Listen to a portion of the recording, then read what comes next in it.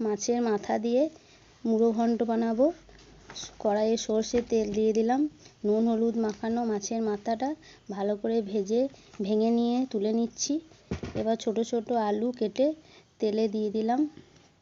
তাতে অল্প নুন অল্প হলুদ দিয়ে আলুটা ভেজে নেব। ভাজা হয়ে গিয়েছে, তুলে নিচ্ছি। এবার তেলে জিরে শুকনো লঙ্কা তেজপাতা ফোড়নে দিয়ে একবার নেড়ে তাতে পেঁয়াজ কুচি দিয়ে দেবো। পেঁয়াজটা একটু নেড়ে নিচ্ছি। পেঁয়াজটা লাল হয়ে গিয়েছে।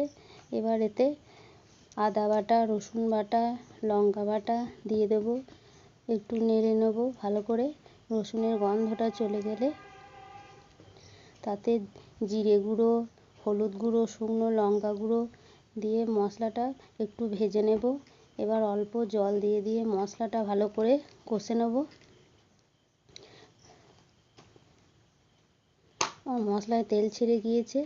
এবার গোবিন্দভোগ চালটা আমি 1 ঘন্টা আগে ভিজিয়ে রেখেছিলাম। এবার চালটা দিয়ে ভালো করে নেড়ে নেব। তাতে আলু ভাজা মাছের মাথা ভাজাটা দিয়ে একটু কষে নেব। কষে নেওয়ার পরে তাতে একটু নুন একটু চিনি দিয়ে নেড়ে চেড়ে তাতে জল দিয়ে দেবো চালটা সেদ্ধ করার জন্য। আমার চালটা সেদ্ধ করতে দিয়েছি। চালটা আমার সেদ্ধ হয়ে গিয়েছে। এবার গরম মশলা দিয়ে দেবো, অল্প ঘি দিয়ে দেবো, একটু নেড়ে চেড়ে নেবো। তাহলেই আমার মাছের মাথা দিয়ে মুড়ো ঘন্ট হয়ে গিয়েছে।